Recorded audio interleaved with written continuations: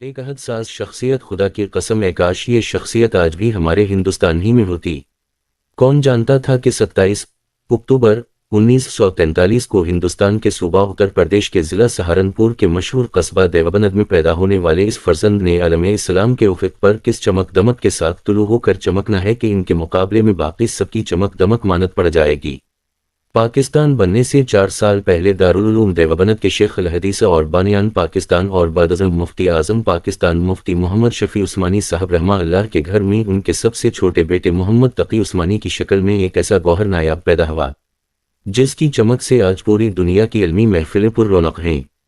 ساتھ براعظم میں پھیلی پوری امت مسلمہ میں یہ ایک واحد شخصیت ہیں جن کی بات پر عرب و عجم اور دنیا جہاں میں پھیلی امت سر تسلیم خم کرتی ہے، اور ہر مشکل کی گھڑی میں امت کے طبقات کی پہلی اور آخری نظر انہی کی طرف جاتی ہے۔ افریقہ میں قادیانیوں کے غیر مسلم ہونے سے متعلق کیس چل رہا تھا اور عدالت میں دلائل دینے تھے، تو افریقہ کے مسلمانوں کی پوری دنیا میں اس مقصد کے لیے جس ہستی کی طرف نظر گئی وہ مفتی محمد تقی عثمانی صاحب تھے، جو افریقیوں کی دعوت پر افریقہ گئے اور کورٹ میں اپنے دلائل سے قادیانیوں کو کافر قرار دلوانے میں کامیاب رہے۔ فجی سے لے کر مغرب کے آخری کنارے تک اور ناروے سے لے کر جنوب کے آخری کنارے تک پھیلی ہوئی پوری امت جس کو اپنا متفقہ مفتی اعظم مانتی ہے اور جس کے فتاوی کو حرف آخر کا درجہ دیتی ہے، وہ ہے مفتی محمد تقی عثمانی دامت برکاتہم العالیہ،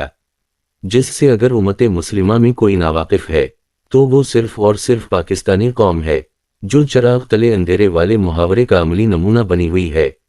اور پاکستان کی اکثر آبادی مفتی صاحب سے یا تو سرے سے واقف ہی نہیں یا پھر صرف نام کی حد تک شناسا ہے۔ مفتی تقی عثمانی صاحب وہ ہستی ہیں جسے سعودی عرب عرصہ دراز سے نیشنلٹی دے کر مستقل سعودی شہریت اور رہائش کا اصرار کر رہا ہے، مگر یہ درویش اپنی مٹی سے محبت کا قرض چکانے کے لیے حرمین کے پڑوس کی قربانی دے ہوئے ہے، جسے اپنے ملک کے حکام نے بھلے ملک کا سب سے بڑا ایوارڈ نہ دیا ہو، مگر اردن کے بادشاہ نے ان کی دینی خدمات کے اعتراف میں انہیں اپنے ملک کا سب سے بڑا ایوارڈ دیا ہے۔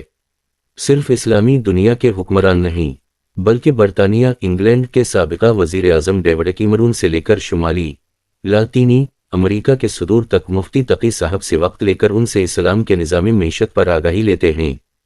اور اپنے سودی نظام کے مقابلے میں اپنے ہاں اسے نافذ العمل کروانے کے لیے مشورے لیتے ہیں، جنہیں خطابات کے لیے صرف پاکستان یا دیگر ممالک کے مدارس سے ہی دعوت نامے نہیں ملتے بلکہ دنیا کی نامور اور مشہور زمانہ یونیورسٹیوں سے لے کر ورلڈ اکنامک فورم جیسے عالمی فورمز پر معیشت کے موضوع پر خطاب اور آگاہی پروگراموں کے لیے مہمان خصوصی کے طور پر بلایا جاتا ہے۔ 150 سے زائد عربی، اردو، فارسی اور انگریزی زبانوں پر مبنی کتابوں کا عالمی خزانہ امت کو لکھ کر ہدیہ کر چکے ہیں، اور یہ کوئی 150 کتابچے نہیں بلکہ ایک کتاب کئی جلدوں پر محیط ہے اور ہر جلد میں سینکڑوں صفحات ہیں۔ پاکستان کی اعلیٰ عدالت سپریم کورٹ کے شریعت اپیلٹ بینچ کے کم و بیش 20 سال چیف جسٹس رہ چکے ہیں اور اس دوران کئی تاریخی اور یادگار فیصلے صادر فرما چکے ہیں، جن میں ربا یعنی سود کے خلاف تاریخی فیصلہ ہمارے عدالتی فیصلوں کے ماتھے کے جھومر کے طور پر تا قیامت چمکتا دمکتا اور یادگار رہے گا۔ سود سے لکڑی ہوئی آلودہ بینکاری کے مقابلے میں دنیا کو سود سے پاک اسلامی اصولوں پر مبنی بینکاری کا مکمل نظام لکھ کر دے چکے ہیں۔ نوٹ: موجودہ اسلامی بینکاری کے نام سے مشہور بینک ان کے بتائے ہوئے نظام پر عمل کر رہے ہیں یا نہیں، اس میں مفتی صاحب کا کوئی دوش نہیں، انہوں نے مکمل نظام مرتب کر دیا ہے۔ اب اہل اقتدار کی ذمہ داری ہے کہ وہ اسلامی بینکوں کو مفتی تقی صاحب کے مروج کردہ اصولوں پر چلانے کے لیے قانون سازی کرے۔ اگر کہیں کوئی کمی کوتاہی ہے تو اس میں مفتی تقی صاحب کا کوئی قصور نہیں، اور یہ واحد اسلامی مصنف ہیں جنہوں نے آسان ترجمہ قرآن کا اکثر حصہ زمین کے بجائے فضا میں لکھ کر عالم اسلام میں ایک نئے خوبصورت ریکارڈ کا اضافہ کیا۔ آج تک لکھے گئے تراجم قرآنیہ میں سب سے سلیس بامحاورہ اور شستہ اردو سے مزین خوبصورت آسان ترجمہ قرآن سارے کا سارا اپنے عالمی اسفار کے دوران جہاز کی پرواز میں لکھا، اور یوں ایک نیا ریکارڈ بھی قائم کر گئے۔ ان سے پہلے چند لوگوں نے انگریزی میں قرآن کا ترجمہ کیا تھا، مگر وہ لوگ چونکہ باقاعدہ مولوی اور عربی پر اتنی مہارت نہیں رکھتے تھے، بلکہ انہوں نے قرآن کے اردو تراجم کو انگریزی میں نقل کیا تھا، اس لیے ان انگریزی تراجم میں وہ چاشنی نہ تھی۔ اس طرح مفتی تقی عثمانی صاحب وہ پہلے عالم دین ہیں جنہیں بذات خود عربی پر مادری زبان جتنا عبور تھا اور انگریزی میں بھی مہارت تامہ حاصل تھی۔ ان دونوں زبانوں پر مکمل عبور کی وجہ سے ان کا لکھا گیا انگریزی ترجمہ قرآن پاک آج یورپ کے مسلمانوں کی متاع عزیز بنا ہوا ہے، اور بلا شبہ اردو کی طرح انگریزی میں بھی ان کے جیسا ترجمہ قرآن دوسرا نہیں ملتا۔ زندگی کے ایک لمحے کو قیمتی بنانے والے اور اسے ذریعہ آخرت بنانا کوئی مفتی تقی صاحب سے سیکھے کہ جہاز کی پرواز کے دوران کے وقت کو بھی ضائع ہونے سے بچایا، اور اردو کا سب سے خوبصورت، مستند، بامحاورہ آسان ترجمہ قرآن لکھنے جیسے خوبصورت کام میں لگا کر ذخیر آخرت بنا لیا۔ سن 2009 میں Pakistan airlines, Pakistan international airline پر پوری دنیا میں سب سے زیادہ ٹریولنگ کرنے والے مفتی تقی عثمانی صاحب تھے، جس پر پاکستان ایئرلائنز نے انہیں بطور اعزاز عمر بھر کے لیے پاکستان ایئرلائنز پر سفر کرنے کی صورت میں ان کو 1 تہائی یا آدھے کرائے میں سفر کرنے کی سہولت دے رکھی ہے۔ مفتی تقی عثمانی صاحب اپنی مادری زبان اردو کے ساتھ دیگر 4 زبانوں عربی، انگریزی، فارسی اور ہسپانوی، اسپینش پر بھی عبور رکھتے ہیں۔ خاص کر عربی اور انگریزی میں بہت ہی زیادہ مہارت رکھتے ہیں، چنانچہ ان کے اردو سے زیادہ عربی اور انگریزی کے بیانات سے انٹرنیٹ بھرا پڑا ہے۔ اس کے علاوہ مفتی محمد تقی عثمانی صاحب پاکستان کے علاوہ دنیا بھر میں کن کن عہدوں پر فائز رہ چکے ہیں یا ابھی تک فائز ہیں، ان کی تفصیل ذیل میں ملاحظہ فرمائیں۔ وقف تام تاحال جن عہدوں پر فائز ہیں: 1 چیئرمین شریعہ board of state bank Pakistan, 2 مہتمم اور شیخ الحدیث جامعہ دارالعلوم کراچی، 3 چیئرمین انٹرنیشنل شریعہ standard council accounting and auditing organisation of Islamic financial institution Bahrain, 4 مستقل ممبر اور نائب صدر انٹرنیشنل فقہ الاسلامی اکیڈمی جدہ، سعودی عرب،